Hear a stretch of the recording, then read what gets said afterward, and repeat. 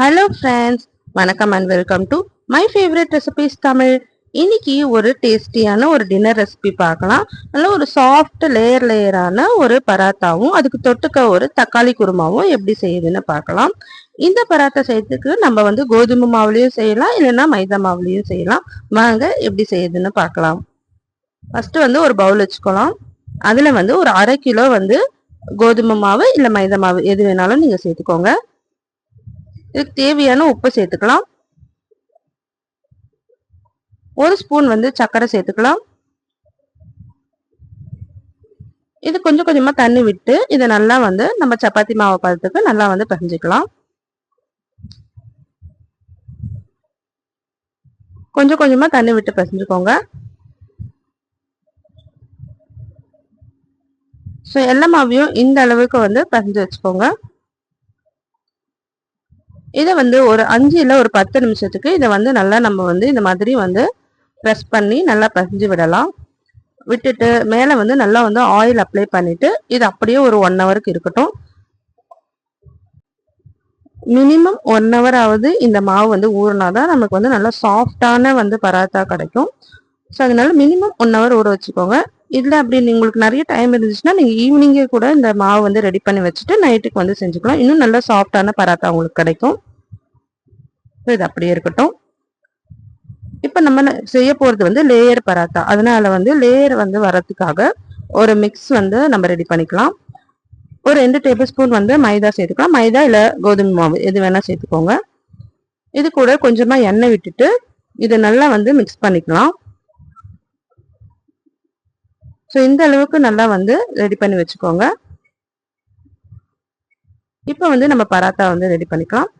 இந்த மாவு வச்சுட்டு நல்லா பெருசாக திரட்டிக்கோங்க. அப்போதான் நமக்கு நல்ல லேயர் கிடைக்கும். இந்த அளவுக்கு நல்லா எந்த அளவுக்கு பெருசாக திரட்ட முடியுமோ அந்த அளவுக்கு பெருசாக உருட்டிக்கோங்க.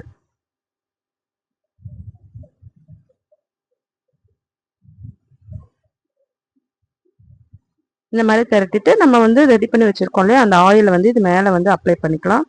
நல்லா ஃபுல்லாக அப்ளை பண்ணிட்டு மேலே கொஞ்சமாக மாவு அப்படியே ஸ்ப்ரிங்கிள் பண்ணிக்கோங்க. போட்டுட்டு இது அப்படியே 4 சைடு இருக்குல்ல, அந்த 4 சைடும் அப்படியே மடிச்சு விட்டுக்கோங்க.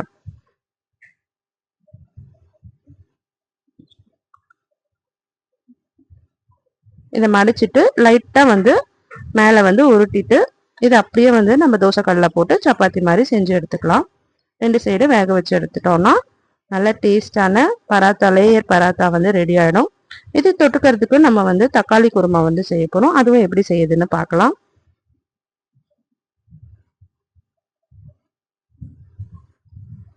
மிக்சி ஜார் வச்சுக்கலாம். அதில் தேங்காய் ஒரு 1/4 மூடி தேங்காய் சேர்த்துக்கலாம். ஒரு 10 முந்திரி பருப்பு சேர்த்துக்கலாம். இஞ்சி சேர்த்துக்கலாம். ஒரு சின்ன துண்டு இஞ்சி சேர்த்துக்கோங்க.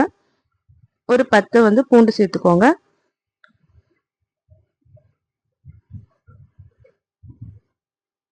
ஒரு பச்சை மிளகாய் சேர்த்துக்கலாம்.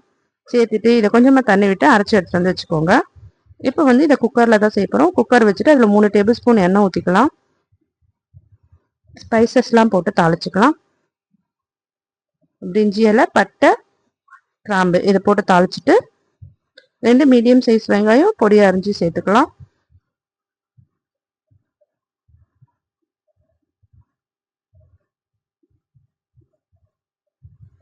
வெங்காயம்லாம் நல்லா வதங்கின அப்புறமா தக்காளி சேர்த்துக்கலாம். 2 தக்காளி பொடியாக அரிஞ்சு சேர்த்துக்கோங்க.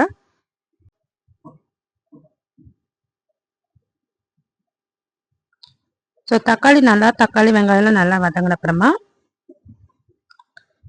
நம்ம மசாலா சேர்த்துக்கலாம். கொஞ்சமாக உப்பு சேர்த்து வதக்கிக்கலாம். சீக்கிரமாக தக்காளி வெங்காயம்லாம் வதங்கிடும்.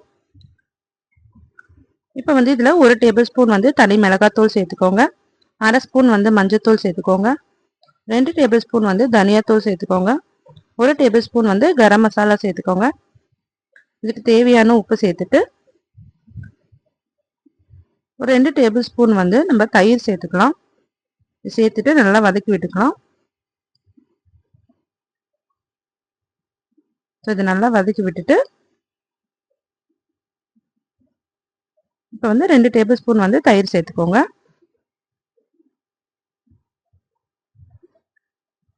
தயிர் சேர்த்துட்டு இதையும் நல்லா வதக்கிட்டு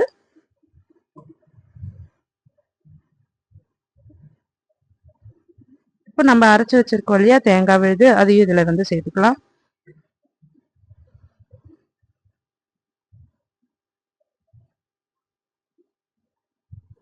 சேர்த்துட்டு நமக்கு எந்த அளவுக்கு வந்து கிரேவி தேவையோ அந்த அளவுக்கு தண்ணி ஊற்றிக்கோங்க.